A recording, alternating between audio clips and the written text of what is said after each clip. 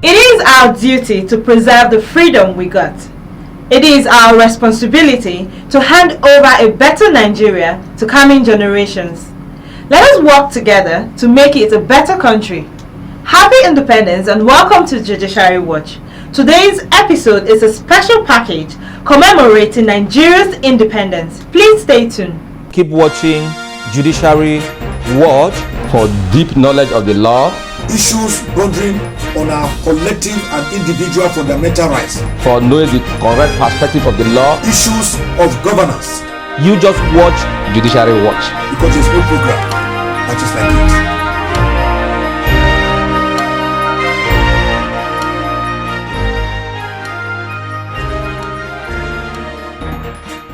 As the nation marks its 57th independence anniversary, a legal practitioner has called for the sustenance of Nigeria's independence by the judiciary. As far as the judiciary is concerned, first and foremost, the judiciary is completely indigenized. You don't find any foreigners manning any aspect of our judiciary today in Nigeria. And also the development of the law has been enhanced that wise. You see now in recent times there are less reference to cases from the UK or from the US or from Australia. So it has deepened the sources of Nigerian law. Still in the mood of independence, a female legal practitioner, Omotese Egbefo, has called on fellow female lawyers to sustain Nigeria's independence by fighting for women emancipation on pro bono cases. Egbefo stated in a chat with PTV's judiciary correspondent, where she highlighted the contribution of women lawyers to national development since independence. We have more lawyers coming up now, unlike before that it was regarded as exclusively for men. And of course, we have a lot of women that are SANs now, although we are not satisfied with the present number of women that are senior advocates of Nigeria. We are hoping that more women will come on board. And you know the way it is for women to be able to juggle the career, family life, and other things, you know, and still be able to deliver in the legal sector is very encouraging. And so far, we have seen a lot of women doing that.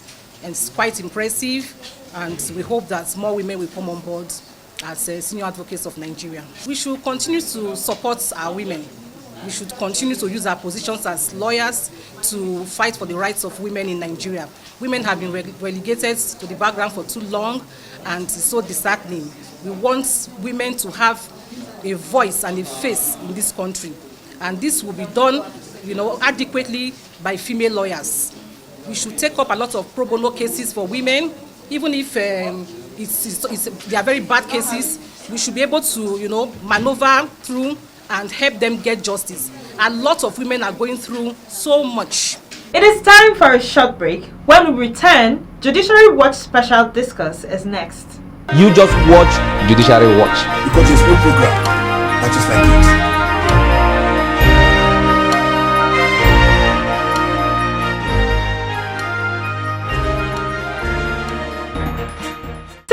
independence, the Nigerian judiciary has witnessed a lot of transition in a bid to strengthen self-jurisdiction based on indigenous laws and customs.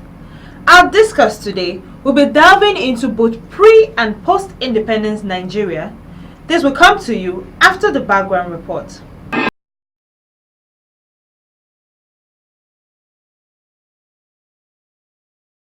Before the coming of the Europeans, the various indigenous people of Nigeria have different processes of dispute resolution mechanism.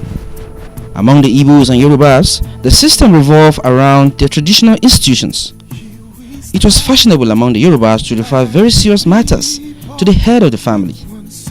If eventually he could not resolve the dispute, then the matter will be taken to the overall head of the extended family, and if need be, to the Oba, all in a bid to find lasting resolutions. Similarly, the Igbo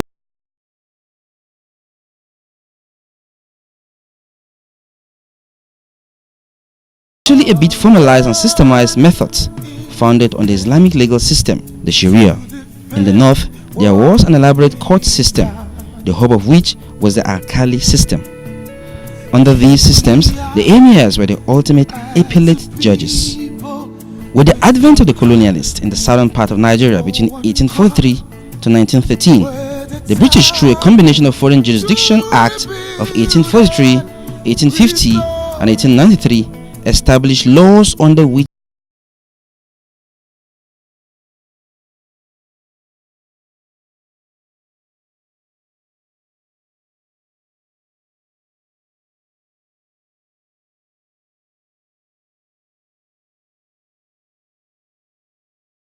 the ground for independence. 1954 saw the establishment of Supreme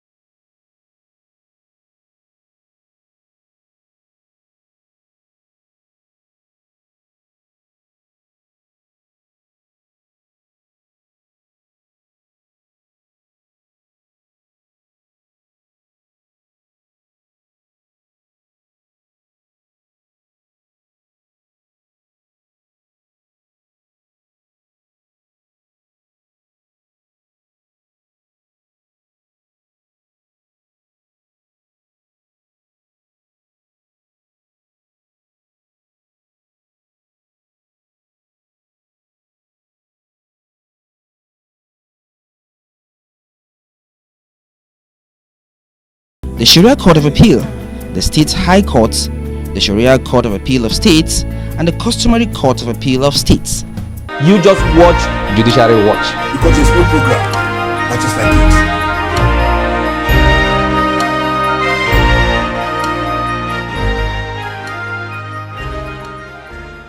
it. We're here once again at the law office of Frank TIETIE, Esquire, of Forthright Chambers, and today he'll be talking about the Nigerian judiciary since independence. Thank you once again for coming on this episode of Judiciary. You're welcome. Yes. So in the season of Nigerian independence, and we want you to give us, the effect or the growth the Nigerian judiciary has had since Nigeria got her independence.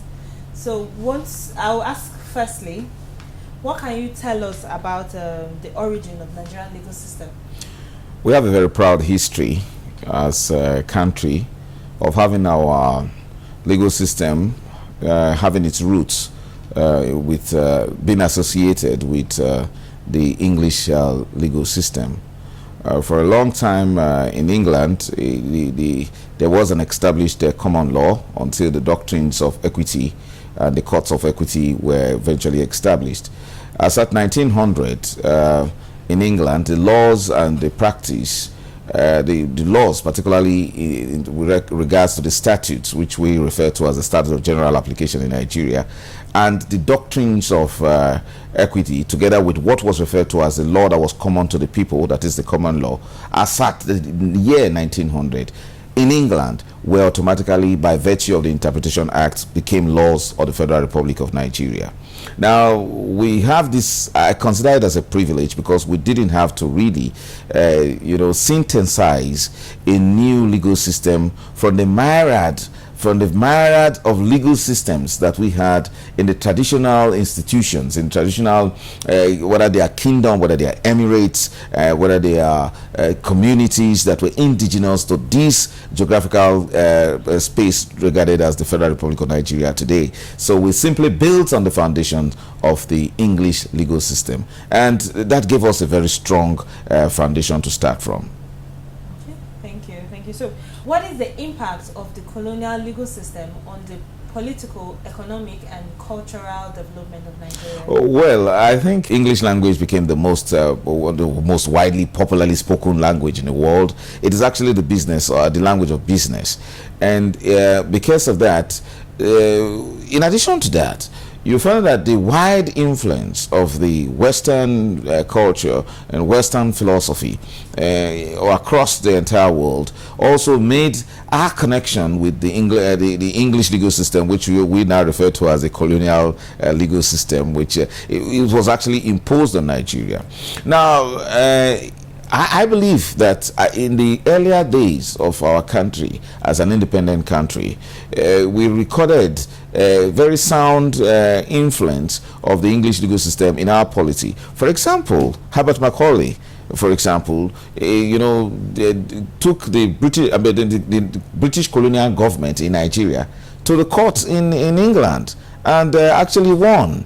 And those were that announced his his entry into the political space, because it was unbelievable in the mindset of the generality of Nigerians at that time that how could a British subject in a British colony would take the British colonial office to court in England and it will win. So to a large extent, we had from the beginning the concept of an independent and an impartial judiciary. That gave the rise to the various forms of litigations, political litigations, I would call them, political cases, for notable of which are cases like Senator Ibrahim Adesanya and the Federal Republic of Nigeria, and then the famous Federal Republic of Nigeria and Shugaba Daman, cases where individuals now took on the government of Nigeria, and they recorded landmark cases which are today we refer to as locus classicus, So in terms of political influence and I would say social influence, it has given that sense of the individual power, the importance of the individual as a citizen as against the gargantuan government, however way it operates, it carries out its operations of government. The individual could actually challenge the government in court. We got that as a tradition from the British. Now that is unlike what we have in I would refer to as the inquisitorial system of the French colonies, because in that regard they didn't experience the kind of freedom. For example, our legal system is built on the foundation of freedom, to the extent that you are always presumed to be innocent, or however grave the crime that is alleged to have been committed by that person, or in that regard. But you see, so we who had this British influence by virtue of the history of colonialism had a foundation that gave us this mindset of freedom that we enjoy as a people. Now back to the Nigerian judiciary. How has the Nigerian judiciary benefited from the gains of democracy? Before the advent of this current democracy we practice, what we refer to as this current republic, we have had a very independent and impartial judiciary that is not only courageous but manned by men that have integrity. Now, I'm talking about a judiciary that stood its ground even when we had a long history of military rule in this country. Some of the most courageous judgments we've had were actually delivered during the days of military rule. That is the quality of judiciary that we've had. So one would have expected that at the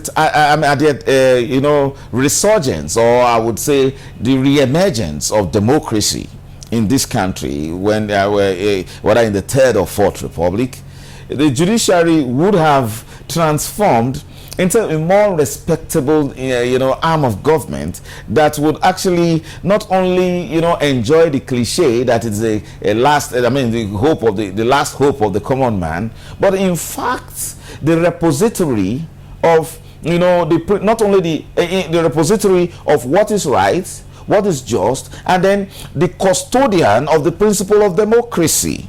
But that's not what we have in recent times. What we have in recent times is that we have a judiciary that has been ridiculed. We have a judiciary that is disrespected. We have a judiciary that appears to be teleguided by the whims or by the forces, or by, I would refer to as the spirit and tendency of the time, which is corruption. So we see, the general perception of our judiciary is that you can, it was only in democracy we began to hear of things like black market injunctions. That is, you can actually purchase an injunction as a politician against the interest of another politician, because the kind of, especially when the injunctions are the ones that were pursuant to ex parte applications, So democracy has done a lot of damage to our judiciary and our justice dispensation, our administration of justice so far, and it's painful because if under the days of the military, that we had a very courageous, sound and respectable judiciary, one would now see what we have now, and that is democracy. It's really very much a sad commentary. Okay. Since independence, there have been enactments of new laws. The laws have evolved, and in recent years, we have the administration of criminal justice law, the anti-corruption law, etc. How would you advise lawyers to take advantage of these new laws? I believe if we have amended the Criminal Procedure Act, and then the various states, like the state like Lagos State, which is very proactive, which is actually the first state that did a comprehensive review of the administration of criminal justice, to which the federal government later copied, I think we would go much further. I don't think, I know that it will be good if we have a uniform system of procedure regarding criminal law, but it's not just possible, and we should respect the differences in the various states, and it means that beyond the laws, lawyers must look at the situation where they understand that various states have peculiar criminal procedure laws, and they should apply them in that regard. But you see, the Administration of Criminal Justice Act is applicable only when it has to do with federal offenses and specifically within the FCT. But I'm particular about other laws like the Violence Against Persons Act, and then laws like I would say laws like the Money Laundering Act and the EFCC Act and the ICPC Act. Whatever those laws may be, I think that the lawyers should strive to look at the spirit behind the creation of those commissions and by those laws. That would help in interpreting the application of those laws in terms of, during litigation, because one would wonder, we had a robust criminal code before EFCC Act was enacted. So rather, at the end, what would have been more appreciated is that the EFCC Act merely created the Economic and Financial Crimes Commission. Because when the EFCC actually prosecutes, you still find it using the Advanced Fee Fraud Act, the criminal code, or any other criminal law that is applicable. So we should look at those. What's the difference? What makes the distinction between the existing laws and the new laws, like the Money Laundering Act, for example, like the Terrorism Prevention Act, for example? We should look at those the distinctions that those laws created, because the subject matters those laws are addressing have been sufficiently addressed by existing laws, particularly either the penal code or the criminal code. I think the Nigerian judiciary should be a bit more innovative. It should be more transparent. It should also devise means of dispensing with the backlog of cases that we have in our courts. Let me tell you something, that the back of the mind of an average Nigerian, he believes that the Nigerian judiciaries, the Nigerian courts, are a place where a place you go to, where you just need to buy time, where you just need to diffuse the tension of any conflict that is happening between two contending parties. They do not actually believe that justice will be readily realized when you approach the Nigerian court, because they know the stereotype statement that justice delayed is justice denied. Now, the average amount of time you take to dispense with a matter in a Nigerian court is very discouraging for business. It's very discouraging for social interactions. So why would it take 1 year for you to actually get to dispense with a preliminary objection in a simple matter that was initiated by a writ of summons in a high court? And then the average amount of time is about 2.5 years for each case. So people don't really have that kind of faith in the judiciary that it will, give them the kind of justice that will be good for business. So they try to adopt alternative means of dispute resolution. Beyond that, they don't even approach the courts anymore. Now, we have, with this understanding, we now have elements who use the Nigerian judiciary as a means of actually making life difficult for other citizens, and so they can do anything they want to do, and then they will go up with the expression and say, we shall meet in court, knowing that the court will always serve as a buffer, will always serve as a means of discouraging the other party because of the long years it will take. So let's take, for example, the issue of debts being owed to anybody. The debtor is not afraid to go to court because of the liberal conditions that he will get in court. First and foremost, the court will take so many months and probably a year or two to even dispense with that suit,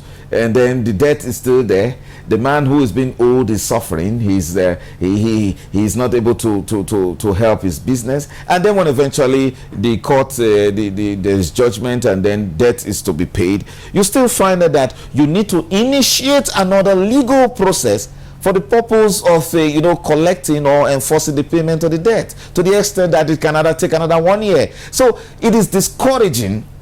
And if you ask me, those are the real issues the Nigerian judiciary should be dealing with. The Nigerian judiciary should not be intimidated by the attacks against it, that it is corrupt, that we have a few judges that corruption allegations have not even been proven against them, because much of what we've had is what we call, I would refer to as media trials, and we're yet to have a single conviction again of a judge for corruption or abuse of his office. But I think the Nigerian judiciary should be focused on dispensing justice, which I think is missing. One last thing, what I think that the Nigerian judiciary should consider is that whereas we have our roots in the British or rather English legal system, whereas the English legal system has moved on to embrace the new technologies in the dispensation of justice. For example, you no longer have judges recording cases with longhand in the UK. Judges merely sit down, whereas there are technologies that record everything that is said in court. It transcribes it immediately into text that is printable immediately after the proceedings. So for further use, or even for publication, even for the media. And that's what I think when we, for example, approach the former Chief Justice of Nigeria, that look, it's now very important that the media should go into our court to be reporting live proceedings of the court directly to Nigerians, so that the place is called the court. And I mean, it's a public forum. The concept of the public is there in section 36, subsection 3 and 4 of the Constitution, that all trials in Nigeria must be held in public. And we believe that nothing can be more public when the radio transmitter or the television camera is right there in court, broadcasting the proceedings of the court to Nigerians. Now, when cases of corruption, when cases of terrorism, when cases of abuse of public office are being broadcast live, for example, to the Nigerian public, it will have a way of affecting what you refer to as the socio-economic and political psyche of the people. And I believe when you say law has a social engineering function, it is because law, the decisions that emanate from the court, shape the mindset of the people, determine the speed with which you can make progress economically, determine the quality of politics that we can have. So the Nigerian judiciary can actually make the courts the center of development in this country if it is innovative, if it is open to, for example, to cameras. They've done it in South Africa. They've done it also in UK. For example, as we speak, the UK Court of Appeal has its the proceedings of its court broadcast live to the people. And we also had it in this country when the Senate President, for example, was charged before the Code of Conduct Tribunal. And we heard arguments, we heard arguments, we saw arguments, and then the proceedings live in being broadcast here. It has a way of actually going to change the mindset. Then there will be confidence again, because justice will be dispensed in a transparent manner. You will see the judge, you will see you see the man who has been alleged to have stolen public money. For example, argument is simple. When a governor, for example, a sitting governor, steals public funds, you don't try that kind of person in public, in secret. Try him in public. And we say that, look, nothing can be more public when you allow the cameras to beam the trial live to the people. So we will advise for the Nigerian judiciary to get its I would refer to the confidence of the people, to get it back. It should be more transparent, it should be more innovative. And I want to commend the National Judicial Council in that regard, that they have written to us, they have published that, look, they have considered the possibility of actually allowing cameras to be in Nigerian courts. And I think when it does happen, you can't begin to accuse a judge. It's very difficult for a judge to collect bribe and write a judgment, because the people were seeing it, they saw the evidence that was presented by the prosecution, they saw the defense of the defendant or the accused, and then you say he's getting the 6 months imprisonment for having stolen so much or so many billions of naira.